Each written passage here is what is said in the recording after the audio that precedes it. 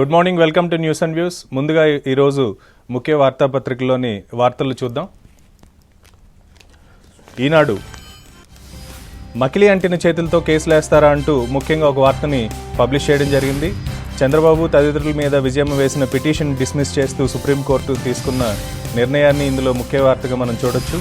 ప్రభుత్వం నిబంధనల సడలింపు కఠినతరం అంటూ ఇందులో అనుమతులు ఇచ్చేందుకు స్థాయి సంఘం ఏర్పాటు అంటూ ఇంకొక వార్తను కూడా మనం ఇందులో చూడొచ్చు. న్యాయమంత్రిని కాపాడేందుకే అంటూ గాలి కేసులు నన్ను అక్రమంగా ఇరికించారు, ఇది ఏసీబీ కుట్ర అంటూ లక్ష్మీ నరసింహారావు మానవ హక్కుల కమిషన్కి లేఖ పెట్టడాన్ని ఒక ముఖ్య వార్త కింద మనం ఇందులో చూడొచ్చు. ఉద్రిక్త దీక్ష అంటూ విజయమ్మ సిరిసిల్లలో చేసిన దీక్షపై ఒక కథనాన్ని కూడా ముఖ్యంగా మనం ఇందులో చూడొచ్చు. మనకేది దారి అంటూ రాష్ట్ర రోడ్లు జాతీయ రహదారులుగా మార్చడంలో కేంద్రం అలసత్వం అంటూ మరో కథనాన్ని కూడా మనం ఈనాడులో చూడొచ్చు.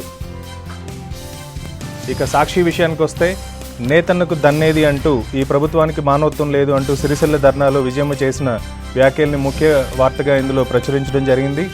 బాబుకు క్లీన్ చిట్ ఇచ్చినట్లు కాదు అంటూ విజయమ్మ పిటిషన్ను తోసిపుచ్చుతూ సుప్రీంకోర్టు వ్యాఖ్యపై మరో కథనాన్ని మనం సాక్షిలో చూడొచ్చు. సర్కారు నిబంధనలు విస్మరించింది అంటూ పోలవరం టెండర్లపై మంత్రుల విమర్శను కూడా ఇందులో ఒక ముఖ్య కథనంగా మనం చూడొచ్చు. చట్టం చేయాలి, స్లాబ్ ప్లాన్పై అఖిలపక్ష భేటీలో నేతల డిమాండ్ అంటూ మరో కథనాన్ని కూడా మనం ఇందులో చూడొచ్చు. పీల్చేదంతా కాల్చేదా అంటూ ముఖ్యంగా ఇంకొక కథనాన్ని, పొల్యూషన్ మీద కూడా ఒక కథనాన్ని మనం సాక్షిలో చూడొచ్చు. ఇక ఆంధ్రజ్యోతి విషయానికి వస్తే టీటీడీ నిధులకు సర్కారు టెండర్, బాండ్ల పేరిట వెంకన్నకు బ్యాండ్ అంటూ హుండీలో హ్యాండు అని ముఖ్యంగా ఒక కథనం టీటీడీ మీద ఇందులో మనకి పబ్లిష్ చేయడం జరిగింది. దీక్షలో రగడ, చీపుర్లు చెప్పులతో స్వాగతం, గుడ్లు టమాటాలతో దాడులు అంటూ మరో కథనాన్ని కూడా సిరిసిల్లకు సంబంధించిన వార్తని ఇందులో ముఖ్యంగా మనకి ప్రచురించడం కనిపిస్తుంది. అదేవిధంగా చంద్రబాబు అండ్ కోపై విచారణకు నో, విజయలక్ష్మి పిటిషన్ని కొట్టేసిన సుప్రీం అంటూ కేసు కథం అంటూ మరో కథనాన్ని కూడా మనం ఆంధ్రజ్యోతిలో ముఖ్యంగా చూడొచ్చు. పార్థసారథిపై నాన్ బెయిలబుల్ అరెస్ట్ వారెంట్ అంటూ ఒక కథనాన్ని, ఏరాస్ కోసం నన్ను బలి చేశారు అంటూ మరో కథనాన్ని కూడా మనం ఇందులో ముఖ్యంగా చూడొచ్చు. ఇక నమస్తే తెలంగాణ విషయానికి వస్తే విజయమ్మ దండయాత్రపై ధూమ్ తడాకా అంటూ చెప్పు తెగుద్ది అంటూ మరో వార్తను కూడా మనం ఇందులో ముఖ్యంగా పబ్లిష్ చేయడం చూడొచ్చు. ఇక వార్త విషయానికి వస్తే నేతన్నకు చేయూత అంటూ వైఎస్ఆర్ పథకాలను నిధులైనా ఈ సర్కార్ ఇవ్వడం లేదు అంటూ సిరిసిల్ల దీక్షపై మరో కథనాన్ని మనం ఇందులో ముఖ్యంగా చూడొచ్చు. చిక్కుల్లో 2 మంత్రులు అంటూ ఇందులో మరో ముఖ్య కథనాన్ని కూడా మనం చూడొచ్చు.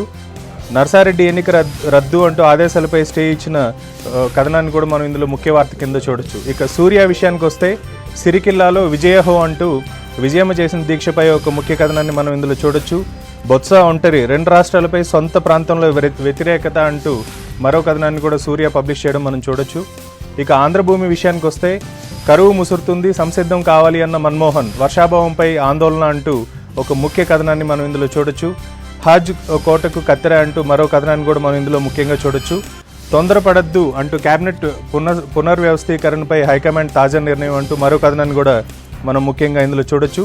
సిరిసిల్ల రణరంగం అంటూ అడుగడుగున విజయమ్మ టూర్కు అడ్డంకులు అంటూ మరో కథనాన్ని కూడా మనం ఇందులో ముఖ్యంగా చూడొచ్చు.